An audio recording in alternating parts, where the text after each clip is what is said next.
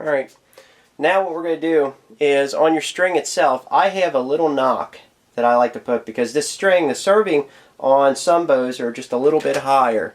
So if you want to keep it to exactly where you want, get you a little knock, and you're going to put it at about a 45-degree angle. Get your knock pliers, and what you're going to do is you're going to crimp it on. Doesn't hurt your string, doesn't do any of that, it just kind of keeps that from riding up. So once you have that on there, just tighten it up a little bit more.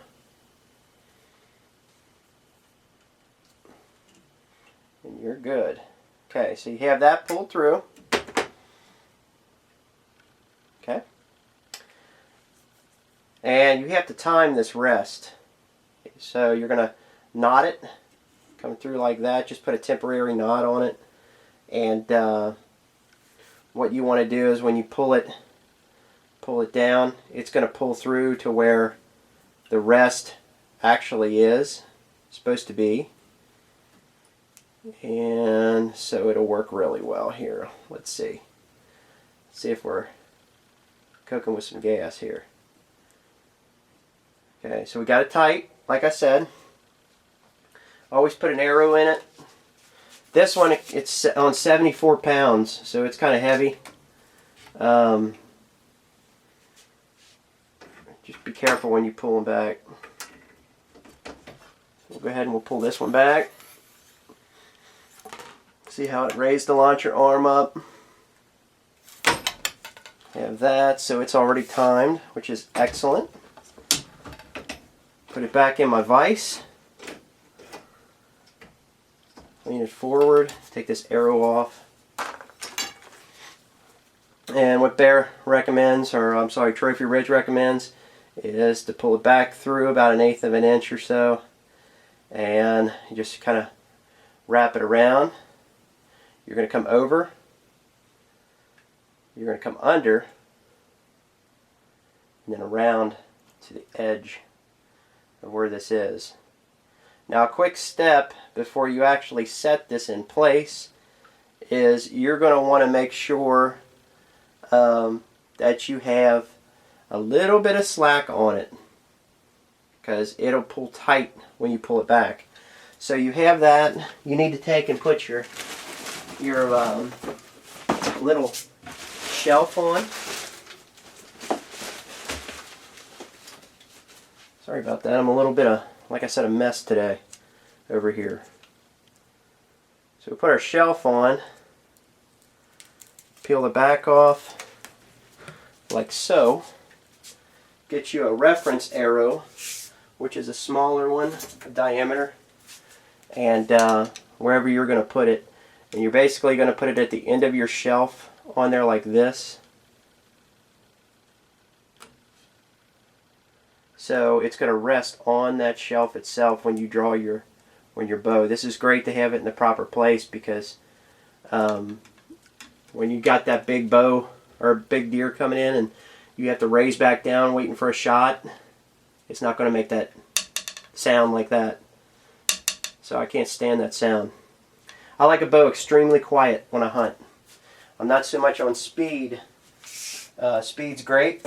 Speed kills, but also any kind of a bow kill. So don't be hyped up on all the speed. This one's fast. These Carnage, they're coming in here about 350 feet per second at 70 pounds at 30-inch draw, and I had mine set about 28.5. It's on 68 pounds, and I chronographed it, and it come up to 311. So it's a fast bow, even with all of this stuff on. And every time you put something on your string, such as a peep sight or any kind of string silencers, it tends to rob a little bit of the feet per second.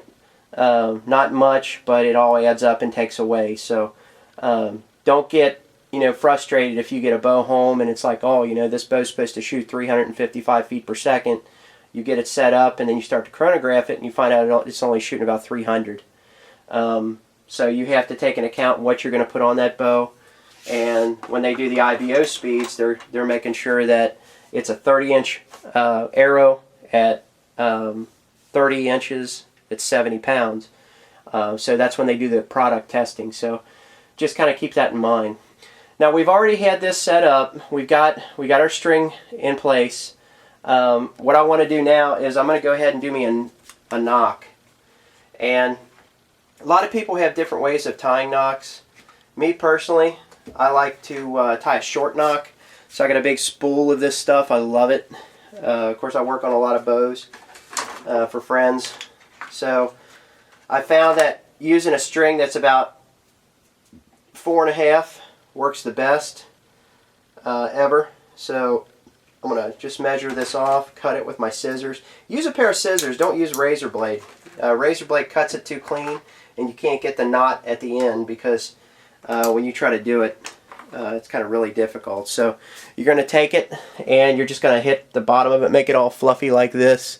So when it's frailed, and then you just go ahead and kind of twist it around on this side. Whoop, blew it out. You don't want it to catch fire because what happens is it'll crystallize, and it's a bad thing when you have one that crystallizes. You'll end up pulling it back and it'll break. The little fibers weaken and it'll hit you right in the mouth. So try to remember that. Now, I don't know how well you can see this here, but as you can tell, it has a nice little ball at the end of it. You can dip these in water if you want to. I'm not really all that hepped up on it. Usually your D-loop, I make them, per customer. If they're going to want one that's a 1-inch D-loop or 1/2 inch or 3/4, it's cut to different lengths. This is just one. Brian wants his roughly about 3/4. I talked to him last night, so it's just experimentation over time. So don't get frustrated if you can't do it. Now a D-loop is real easy to tie. I like D-loops. It doesn't wear your string. It keeps them off. Keeps the arrow in place. Start by making a little half circle, and there's been so many videos on this, but this is like how I do. And then what I do is I pull it through like this.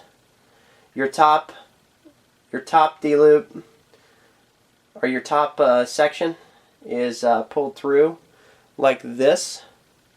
So I'm gonna